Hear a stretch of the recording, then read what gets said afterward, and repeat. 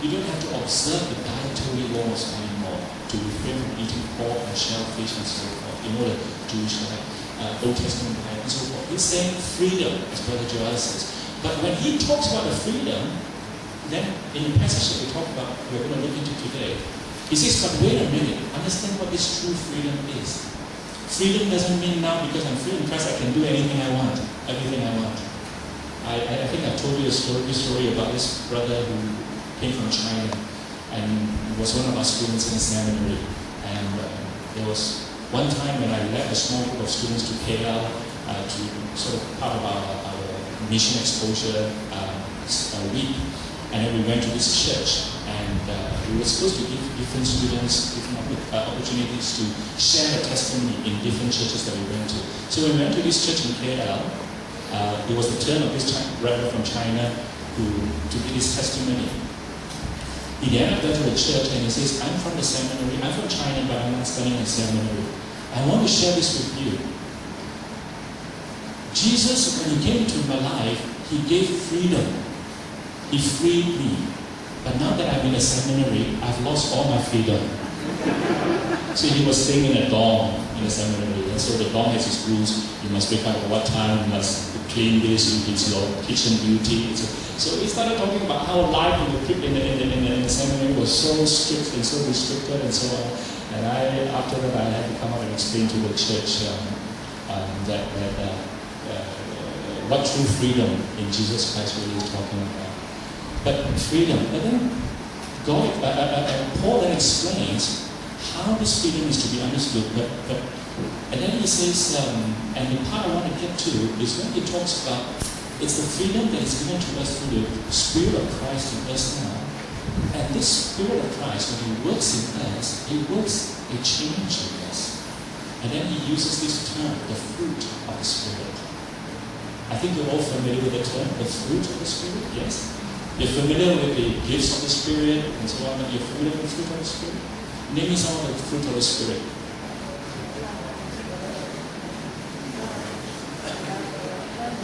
Somebody, what? Auntie, somebody will say? Joy. Joy is one of the fruit of the Spirit. Anyone else? Patience. Hope. Hope is not there. Hope is not there. Self-control. Anyone else? Anyone can give me all the 9? All the 9. Pastor Jason says with 5. He says the other 4 are with his wife. What is his wife? Love, joy, peace, patience, kindness, goodness, faithfulness, gentleness, and self-control. The 9 parts of the Spirit, of the fruit of the Spirit. Paul says, now that you've been freed in Christ, you no longer go back to the Judaic law. This is not the way you live. This is not the way you ought to be before God. But you keep in step with the Spirit. Now you live by the Spirit. You keep in step with the Spirit. But when you keep in step with the Spirit, you will grow fruit of the Spirit. As I said, the question I want to ask is, as Christians, what is the major change in our lives? As I said, many changes. But this morning I want us to focus on a change that is called the fruit of the Spirit. Are we growing in this fruit? Because Jesus says also, you remember in John 15, I am the vine, you are the branches. If anyone abides in me, he will bear much fruit. Apart from me, you can do nothing. He says that. So if we abide in him, we belong with him. If our lives are his and his is ours, then we are bound to bear fruit. But what is this fruit? John 15 doesn't explain to us what this fruit is. Galatians 5 does. And so I want us to look in Galatians 5 this morning, in the verses from verse 16 onwards. You have your Bible turned to that. Spirit, and you will not gratify the desires of the flesh. For the desires of the flesh are against the Spirit, and the desires of the Spirit are against the flesh. For these are opposed to each other, to keep you from doing the things you want to do. But if you are led by the Spirit, you are not under the law. Now the works of the flesh are evident: sexual immorality, impurity, sensuality, idolatry, sorcery, enmity, strife, jealousy, fits of anger, rivalries, dissensions, divisions, envy, drunkenness, orgies, things like these. And I warn you, as I warned you before, that those who do such things will not inherit the kingdom of God. Verse 22, but the fruit of the Spirit is love, joy, peace, patience, kindness, goodness, faithfulness, gentleness, and self-control. Against such things there is no law. And those who belong to Christ Jesus have crucified the flesh with its passions and desires. And if we live by the Spirit, let us also walk by the Spirit. Let us not become conceited, provoking one another, envying one another. So in this passage, Paul says, you have the freedom. You have the freedom. But now make sure you use the freedom for the right things. And then he starts to talk about freedom in terms of the two opposites. Freedom to indulge in the passions and the desires of the flesh. He talks about things like, even things like anger and jealousy, enmity, sensuality, idolatry, envy, drunkenness, orgies, all these things he says, these are the things of the flesh. You have freedom, but don't use your freedom to go after these things. Instead, your freedom is meant to help you to walk with the Spirit, where with the Spirit in you, you will demonstrate your growth, your change in the growth of fruit. As we look into this term, the growth of fruit, I feel like I'm not qualified to speak to you because Paul uses here a botanical term. When he talks about growth in a Christian, he doesn't use the word characteristics. These are the characteristics of Christian growth. He doesn't say that. He talks about fruit. He uses botanical and agricultural terms. And I think someone like Brother Joel or someone like Brother Stephen Ong would be much more equipped to speak about what it's like, botanical growth.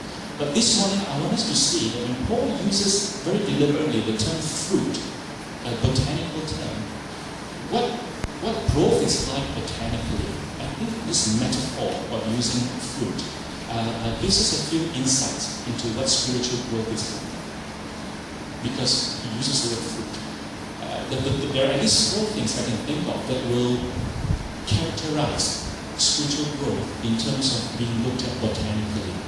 Number 1, it will be the fact that this growth will be gradual, because botanic growth largely is very gradual. Number 2, it is inevitable. It will happen, and that's the assurance we have. Spiritual growth for the Christian will happen. Number 3, it is organic or internal. The growth will be organic, will be internal. And number 4, it is holistic. And I'm going to talk a bit about each of these aspects. That we understand what the spiritual growth is meant to be like, the spiritual change in our lives. It's gradual, and yet it is inevitable. It is organic, internal, and it's holistic.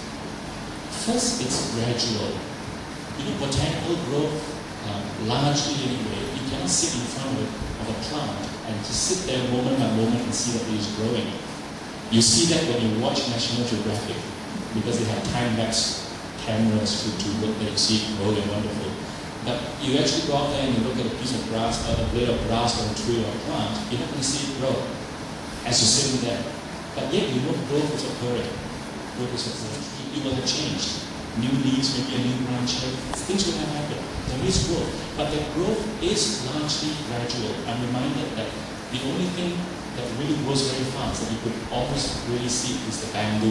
I don't know how true this is, but apparently some types of bamboo grows at rates which are visible if you really sit long enough before you actually see it moving up.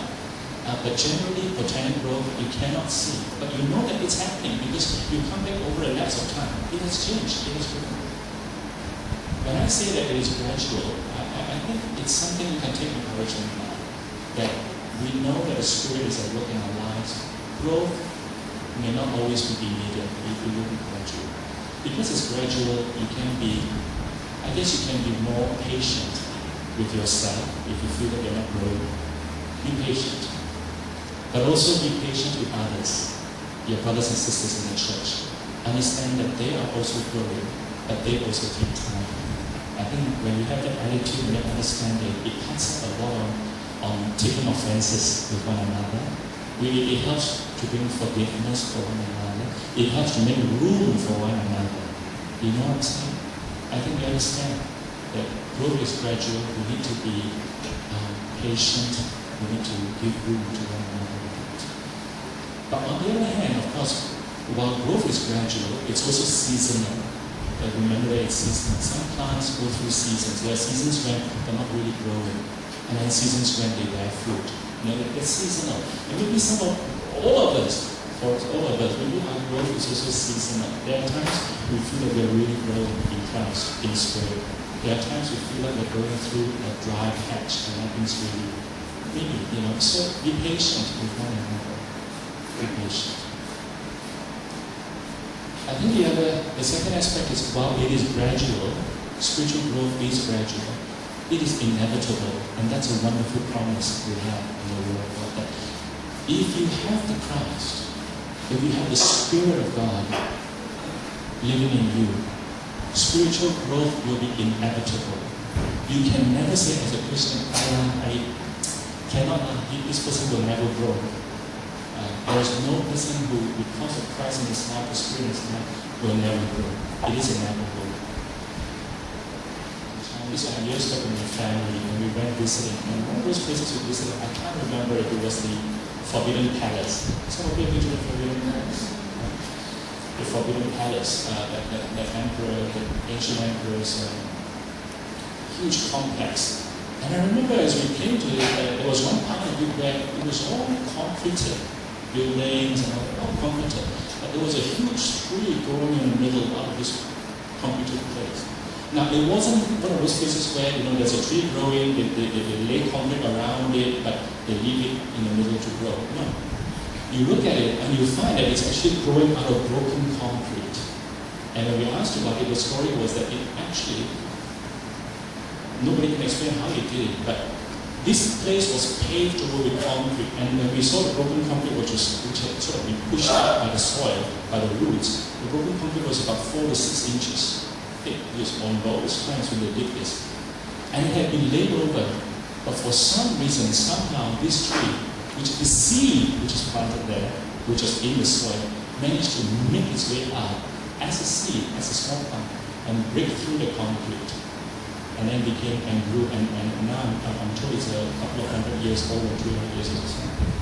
And I think about that, and I think if even a botanic seed has that power to break through 5-inch concrete to grow, how much more if you have the seed of the Spirit of God in you? How much more does the power of God's Spirit in you is it able to bring about growth and change? It can break through any barriers in your life if you will allow it. If you really submit your life to the Spirit, it has the power to bring tremendous change, to give that tremendous growth. So it is inevitable because it's not the power of man that's trying to grow this fruit of the Spirit, it's the power of God. It's the power of God. And afterwards I'm going to look at, well, how is it meant to come about? And remember we're talking about the fruit of the Spirit, love, joy, peace, patience, kindness, goodness, faithfulness, gentleness, self-control. You look at a Christian and you say he doesn't bear these fruits. There's no love, no joy, no peace, no patience, and so on. Or you look at him and you say, he's been a Christian for 30 years, and yet he is still very unloving, without joy, very impatient, no peace, very unkind, very ungentle, and so very harsh, and so on, no self-control. Then you have to ask yourself, is that person a Christian? Because if you're really a Christian, and well, for 30 years, and yet the fruit doesn't seem to be growing at all, then you have to ask yourself, is that person really a Christian? Now please understand, I'm not saying therefore fruit bearing is the way to salvation. I'm not saying if I want to know whether you're saved, I must see whether you have love, joy, peace, patience. If you don't have, then you're not saved. You see, having love, joy, peace, patience, the fruit, does not save you. You are saved not by fruit bearing, you are saved by faith. Right? You're saved by faith. You're not saved by fruit bearing. But you are never saved by faith that doesn't bear fruit. If you know what I mean. You're never saved by true faith, in other words, that doesn't bear fruit.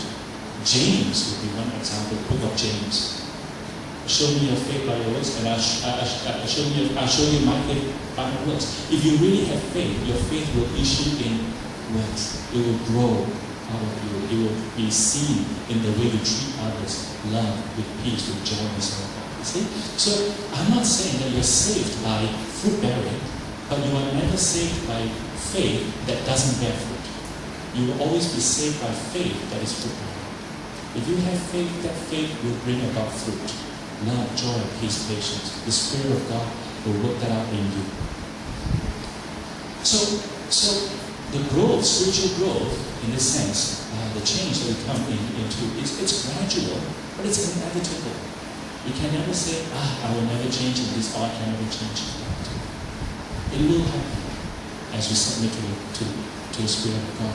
But thirdly, it is organic. It is mechanical. It's not mechanical, it's organic, it's internal growth. Why is this important to understand? See, it talks about the fruit of the Spirit, this growth. But what is this spiritual growth? Is it the ability to teach? Is it the ability to preach? Is it the ability to do a lot of Christian things? Is this what spiritual growth is about? Is this what it says is the fruit of the Spirit? No. Is it to have high intelligence or high, people talk about IQ and EQ today and all sorts of all these other Qs. Is that what it is? It isn't. Or is it the special ability to have a certain talent, a special ability to dance or to sing or to draw, to paint? Are these fruits of the Spirit? They're not. They're not. Because the Bible says that the fruits of the Spirit are about love, joy, peace, patience, kindness, goodness, faithfulness, gentleness, and self-control. It's internal. It's not what we do. It's not externals. In other words, I'm making a distinction here to say that true spiritual growth is organic. It is internal. It's not mechanical. It's not external. What would be external growth? Recently, somebody sent me an email. Somebody from this church, I can't remember who, sent me an email about the wonders of Lego. You know what Lego is? Lego, right? How many of you are familiar with Lego? Because you play with it, your kids play with it. You're all familiar with that. Anyone not? Anyone not? You are not. Why have you deprived your son of Lego? Lego. No. Who has not played? Oh, you have as well. So you're all Lego qualified. But what is Lego? Lego is putting one piece on top of another, joining one piece to another. And this person who sent it to me, they had this PowerPoint of wonderful Lego pieces. I think there was a competition in the US. Have you seen some of these pictures? They can build all sorts of things with Lego pieces. Even miniature cities they can build, like the Vatican and things like that. It's just amazing. I understand it. Is it somewhere in Malaysia they're going to also bring in Lego as part of a theme park? Lego park in the south in Johor. So Lego. Well, what is Lego? Is it Lego? Would be basically mechanical growth. You put one piece on top of another, and it becomes more complex, more pieces. It puts on a whole. You look at it, and the outside looks wonderful. It looks like you can do transformers, you can do cities, and all that. But it's just plain mechanical growth. There is no organic growth.